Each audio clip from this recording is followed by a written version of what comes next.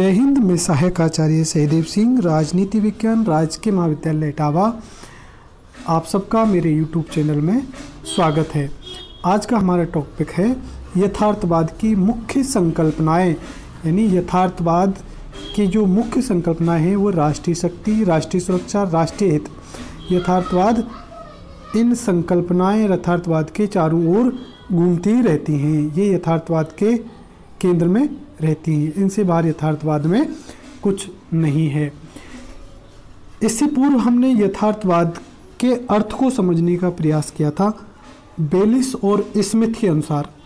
तो यथार्थवाद में हमने पढ़ा था कि यथार्थवाद राज्य केंद्रित विचार है। ये राज्य से महत्वपूर्ण और किसी चीज़ को नहीं मानता, न किसी संगठन को मानता, न किसी विचारधारा को मानता। यानी राज्य महत्वपूर्ण है। और राज्य का मतलब है जैसे भारत, जैसे अमेरिका, जैसे जापान। दूसरा, ये राज्य के लिए सुरक्षा सबसे महत्वपूर्ण है और राज्य की सुरक्षा स्वयं राज्य का दायित्व है। दूसरी बात ये है। और तीसरी बात है अस्तित्व की बात है। यानी जान है तो जहान है। तो सबसे पहले अपने आप को बनाए रखना सबसे बड़ी जिम्मेदारी, सबसे बड़ी प्राथमिकता होनी चाहिए।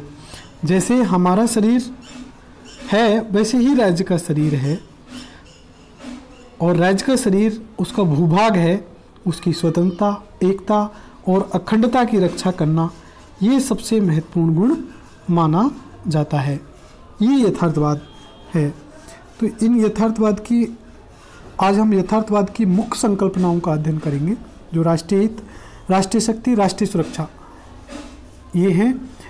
इससे यथार्थवाद के अध्ययन की इस निरंतरता को बनाए रखने के लिए हम यथार्थवाद के जो पहला लेक्चर हुआ है यथार्थवाद भाग 1, उसको इससे पहले ज़रूर एक बार देख लें, जिससे आपको यथार्थवाद की एक समझ कि यथार्थवाद वास्तव में क्या है, इसकी समझ दिमाग में बैठ जाएगी। अब हम इन संकल्पनाओं को पढ़ें तो वाकई में यथार्थवाद का सार यह है कि दुनिया में संघर्ष पहले भी था, दुनिया में संघर्ष अब भी है और दुनिया में संघर्ष आगे भी रहेगा।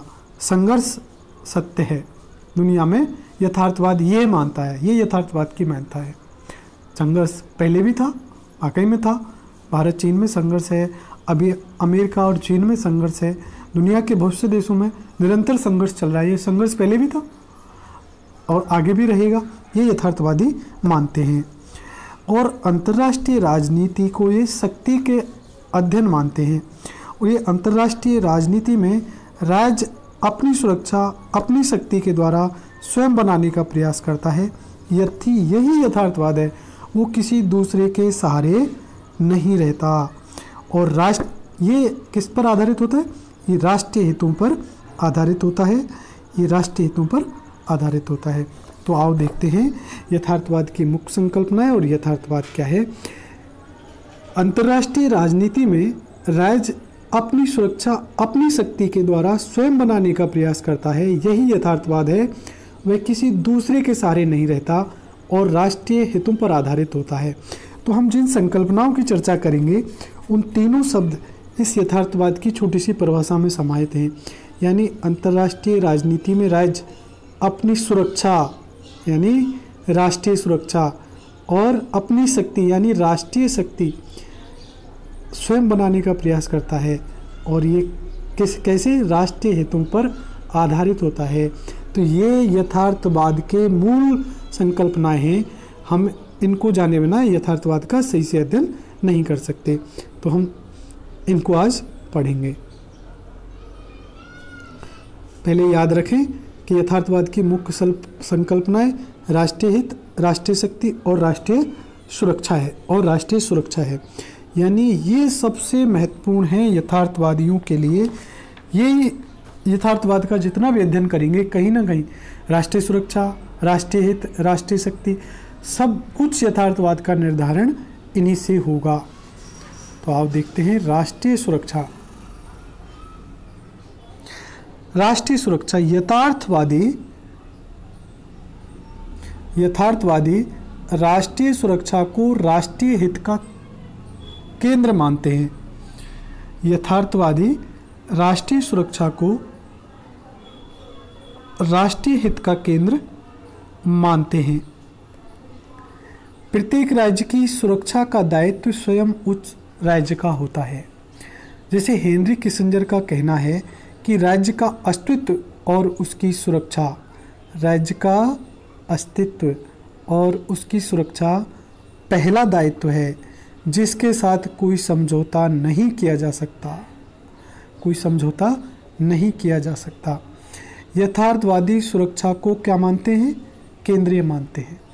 वो सुरक्षा से पहले किसी और चीज़ को नहीं मानते तथा आर्थिक व वैधानिक कार्यों को कैसा मानते? द्वितीयक मानते हैं, द्वितीयक मानते हैं।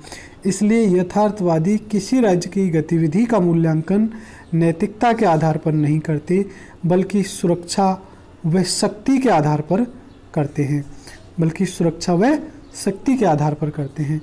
तो हमने यहाँ पर क्या जाना कि यथार्थवादियों के लिए केंद्र में क्या है? राष्ट्रीय सुरक्षा। वो राष्ट्रीय सुरक्षा से कोई समझौता नहीं करना चाहते, यानी राष्ट्रीय सुरक्षा, राष्ट्रीय सुरक्षा, राष्ट्रीय सुरक्षा, राष्ट्रीय सुरक्षा से पहले और कुछ नहीं। राष्ट्रीय सुरक्षा केंद्र में है, राष्ट्रीय सुरक्षा केंद्र में है। और राष्ट्रीय सुरक्षा का दायित्व किसका है? स्वयं उस राज्य का है, अपनी राष्ट्रीय सुरक्षा को बनाए रखने का दायित्व स्वयं उस राज्य का है।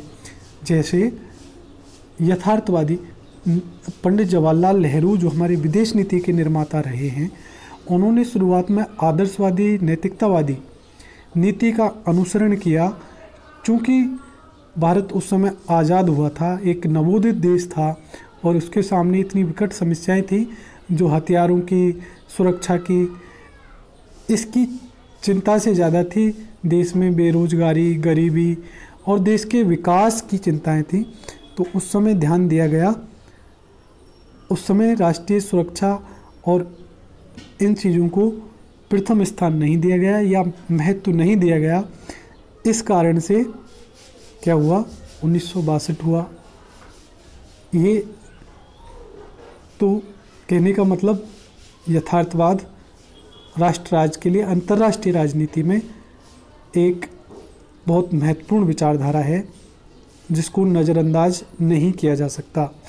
तो राष्ट्रीय सुरक्षा राष्ट्रीय यथार्थवाद का केंद्र बिंदु है।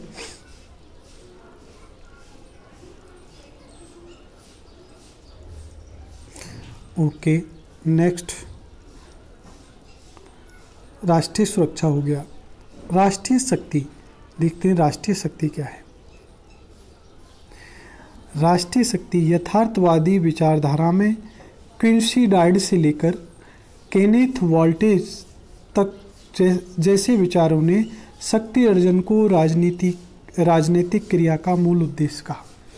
जितने भी विचारक रहे, थ्यूसिडाइड्स बहुत, क्विंसिडाइड्स या थ्यूसिडाइड्स बहुत पुराना विचारक है, और कौटिल्य और उसके बाद मैकियावेली और तमाम हॉब्स, ये जितने भी विचारक रहे यथार्थवादी, इन सब लोगों ने राजनीतिक क्रिया का मूल उद्देश्य किसको बताया? शक्ति अर्जन। शक्ति अर्जन राजनीतिक क्रिया का मूल उद्देश्य है। क्या है? राजनीतिक क्रिया का मूल उद्देश्य शक्ति अर्जन है। इसलिए यथार्थवाद को शक्ति राजनीति का पर्याय माना जाता है। यथार्थवाद क्या है? शक्ति राजनीति का पर्याय है। यथार्थवादी राज्य को केंद्रीय और मुख्य सत्ता मानते हैं। यथार्थवाद में केंद्र बिंदु क्या है? राज्य। राष्ट्र राज्य पर नियंत्रण के लिए किसी अन्य सर्वोच्च सत्ता को स्वीकार नहीं करते। इसलिए प्रत्येक राज्य ज़्यादा से ज़्यादा शक्ति अर्जित करने का प्रयास करता है।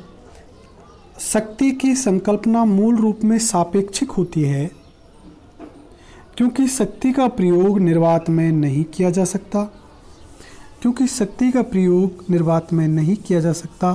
अपितु शक्ति का प्रयोग दूसरे राज्य के संदर्भ में होता है। अंतर्राष्ट्रीय राजनीति में एक राष्ट्र का शक्तिशाली होना दूसरे राज्य के लिए असुरक्षा उत्पन्न करता है। इसलिए शक्ति का यह संघर्ष निरंतर देखा जाता है। तो सबसे महत्वपूर्ण क्या है? राष्ट्रीय शक्ति यानी यथार्थवाद शक्ति राजनीति का पर्याय है। हर एक इसके केंद्र में राज्य हैं, यानी ये राज्यों को केंद्र में मानने वाली विचारधारा है और ना संगठन को महत्वपूर्ण मानती, ना विचारधारा को महत्वपूर्ण मानती, ना नैतिकता को महत्वपूर्ण मानती। केंद्र में है तो राज्य है, और ये राष्ट्र राज्य अपने लिए शक्ति बढ़ाने का काम करते रहते हैं।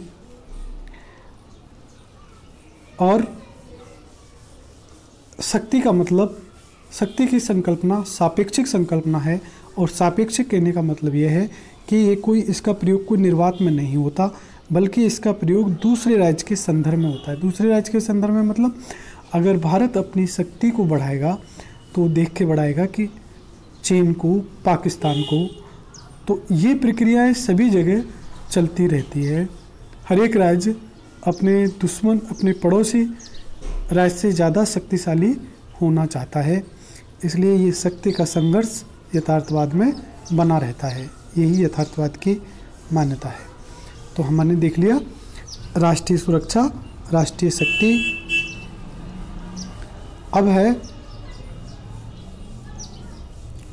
अगला राष्ट्रीय हित। राष्ट्रीय हित, देखिए राष्ट्रीय हित अंतर्राष्ट्रीय संबंधों का निर्धारण विचारधारा अथवा नैतिकता के आधार पर नहीं होता है, अब तो राष्ट्रीय हितों के आधार पर होता है। यहाँ राष्ट्रीय हित से अभिप्राय उन मूल्यों से है जिसे राष्ट्र एक दूसरे के संबंध में सुरक्षित करना चाहते हैं, क्योंकि राष्ट्रों के एक दूसरे से संबंध का मतलब है विदेश नीति का निर्धारण। जब राज्य अपनी विदेश नीति का निर्धारण करते हैं तो वो अपने राष्ट्रीय हितों को केंद्र में रखते हैं। तो राष्ट्रीय हित भी कई प्रकार के होते हैं, हम आगे चर्चा करेंगे।